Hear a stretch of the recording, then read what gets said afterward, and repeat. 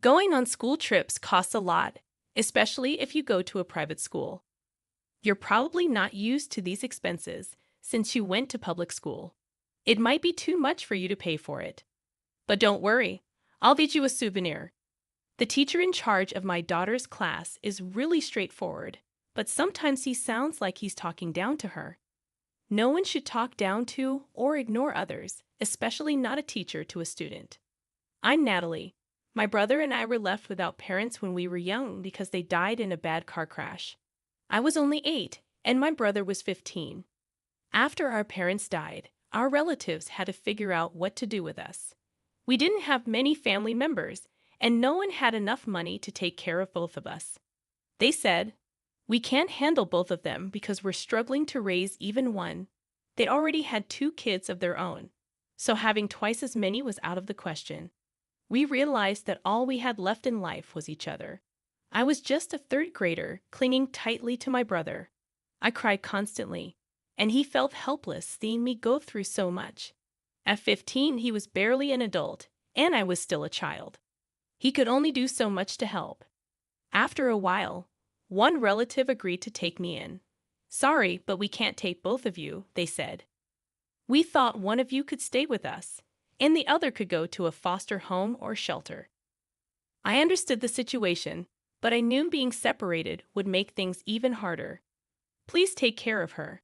I'll go to the foster home," my brother insisted, sacrificing for me. "I'll be okay. Just because I'm in foster care doesn't mean I won't be looked after," he assured me, holding my hand tightly. He made me feel like I deserved it, like he wanted this for me. As he held my hand, I couldn't help but cry and beg him to stay. The family that took me in didn't seem too thrilled, and I always felt like a stranger in their home, like there was a divide between us. I felt so alone. The shelter where my brother stayed was really far away. It was tough being apart, but we kept in touch by phone whenever we could. Even though I was with my relatives, my brother was my only real family. Without him, I started feeling more and more alone. I've always been sensitive and creative. I love expressing myself and letting my imagination run wild. As I felt lonelier, my emotions got stronger, and I started withdrawing into myself. Through middle and high school, that feeling of loneliness stuck with me. I began pouring my feelings onto paper, crafting imaginative stories that flowed naturally from my mind. When I shared some of my writing with my brother, he praised it and urged me to keep going. He said, "This is something special." After graduating, I dove into job hunting. With my passion for reading, I landed a job at a small publishing company that focused on literary magazines. If it had been a bigger company, I might not have applied, not because I wasn't qualified, but because it wouldn't have felt right for me. I put everything I have into my writing. It's kind of an obsession for me. I wanted to show my gratitude to the family who took me in and reassure my brother that I'm doing fine. Starting my first job was tough, and I made my fair share of mistakes, but I kept pushing myself, and before I knew it, 5 years had flown by. At the time, I was working in the editorial department, assisting one of the top writers. This writer had real talent and even won an award for his work. As his editor, I did my best to help him whenever he hit a roadblock. I shared my creative insights and gave feedback to help him improve. When my boss praised me, saying, "Natalie, I don't know what I'd do without your creative mind," it felt incredible. We had a strong bond in our working relationship, and then he surprised me by saying, "Natalie, you're not just the perfect partner at work, but in life too. Will you marry me?" I was totally caught off guard by his proposal. It was unexpected, especially since we hadn't openly dated or been romantically involved. But considering how close we were from working together, we knew a lot about each other. So I said, "Yes, I want to spend forever with you," and it just felt right. My brother was thrilled about our wedding. We hadn't spent much time together since we lived apart, so I couldn't wait to see him again. My husband understood how important it was for me to reconnect with my brother, and he was looking forward to meeting him too. My husband told me about his involvement with the shelter and the kids there. He didn't just contribute financially, he was actively mentoring and supporting the children. "There's one kid in particular who really stands out," he said. "He's driven and hardworking, and he even calls me Big Bro." He was glowing with pride, and I couldn't help but feel proud of him too. 2 years into our marriage, we were getting ready to welcome a new addition to our family. My husband's writing was gaining recognition, and he credited it to my advice and support. "Thank you for always believing in me. I love you," he'd say, making me feel so appreciated.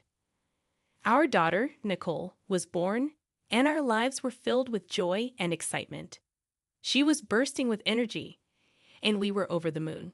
One day, as I looked in the mirror, I realized that the loneliness and sadness I once felt had vanished. I smiled at my reflection, feeling grateful for everything I had overcome. Nicole blossomed into a kind and bright child. Before we knew it, my husband and I decided to enroll her in a private school.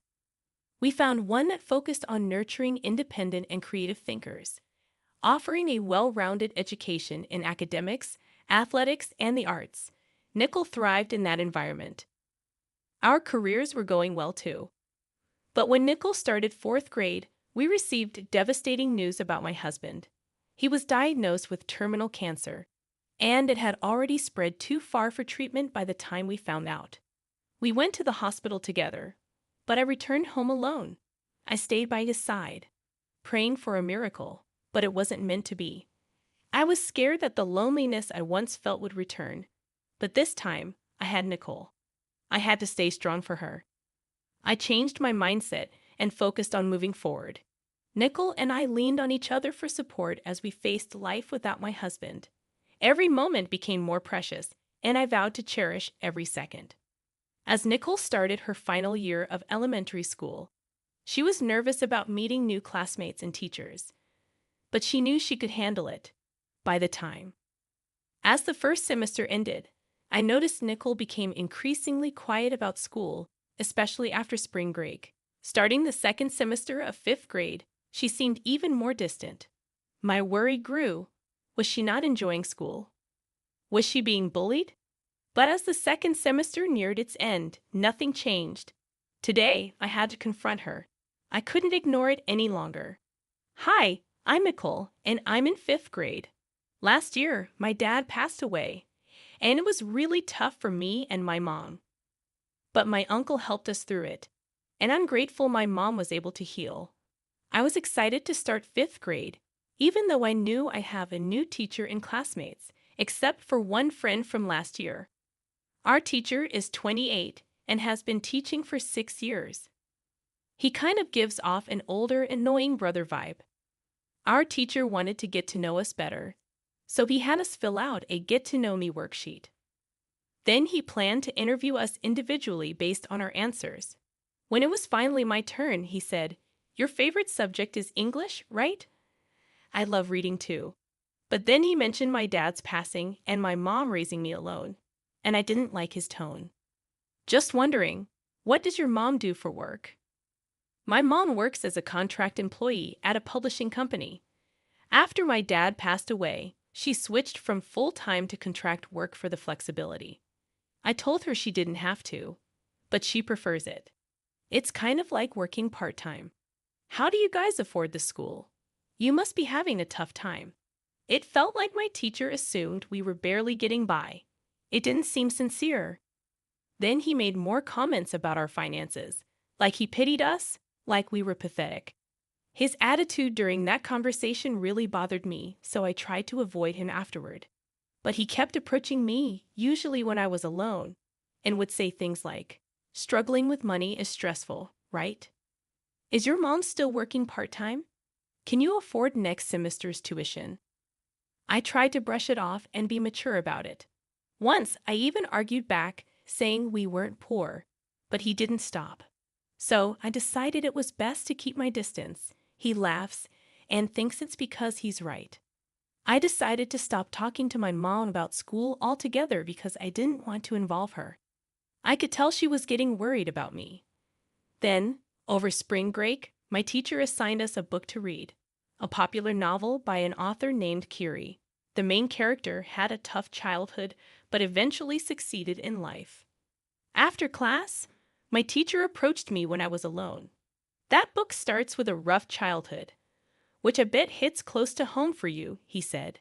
But let's be real, life isn't like a fairy tale. People from poor backgrounds usually stay that way. It's a cycle, you know? He laughed and sarcastically apologized for making me read it. I felt so alone and powerless. I couldn't believe he was my teacher. I dreaded going back to school after spring break. I wanted to change my attitude to stop worrying my mom, but my teacher kept picking on me. I couldn't understand why he enjoyed taunting me. I tried ignoring him, but one day I couldn't take it anymore and snapped back. He was speechless at first, then angry. As he walked away, he muttered, "You're a feisty one, aren't you? I'll remember this." That's when I realized I should have just ignored him. At the end of the school year, there's this big 5th grade field trip everyone's excited about, even though it's not happening yet. People in class started buzzing about it, and once again, the teacher singled me out.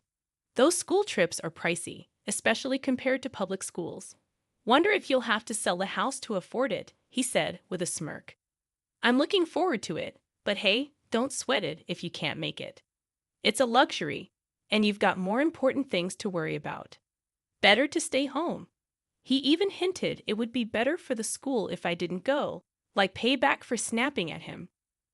Then there was this incident where a classmate's Nintendo Switch went missing. The teacher insinuated that kids from poor families might have stolen it out of jealousy, looking straight at me. My friend started asking questions, but I kept quiet to avoid his smart remarks. Later, when we were discussing middle school plans, the teacher suggested I reconsider staying at the private school. He doubted my mom could afford it and suggested we look into public school instead. He kept belittling us, saying it's stupid to stretch beyond our means. I couldn't take it anymore. I stormed out of the conference, tears streaming down my face. I was so frustrated with him. When I got home, my mom sat me down and asked what was really going on, so I told her everything. I was speechless hearing my daughter's words.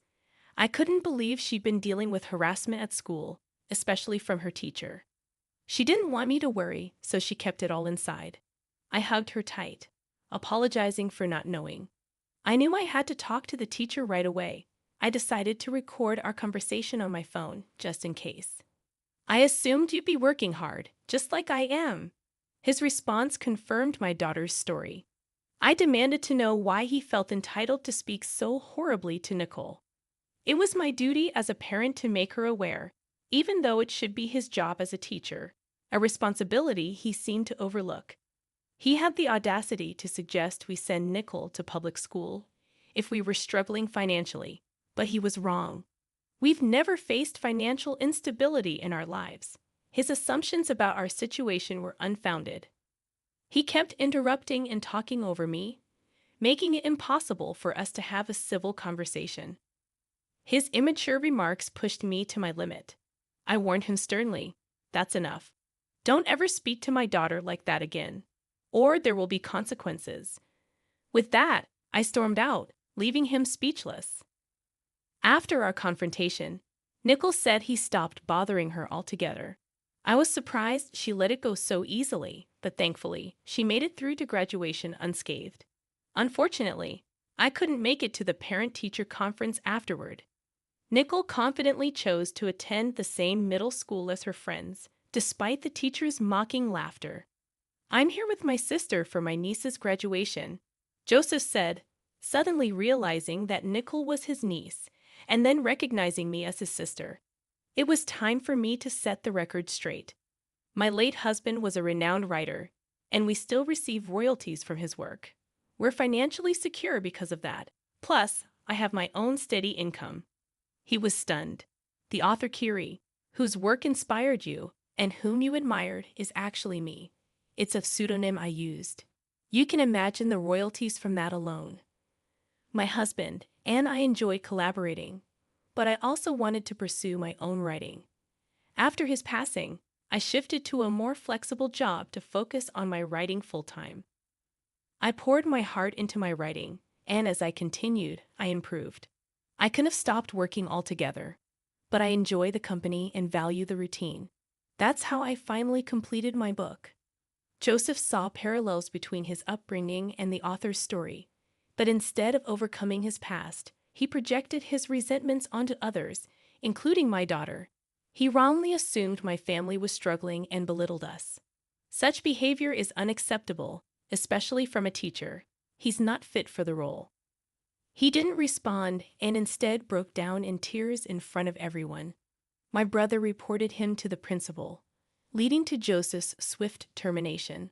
I provided the principal with recorded evidence of my confrontation with Joseph, which left my brother speechless upon hearing. He expressed disappointment in Joseph's true character and doubted Joseph's ability to continue teaching with such behavior. I realized I had misjudged him. Don't worry. People like him are rare, otherwise the world would be doomed. I hope I never become like that. My brother chuckled at Joseph's behavior. You should focus on your own happiness now.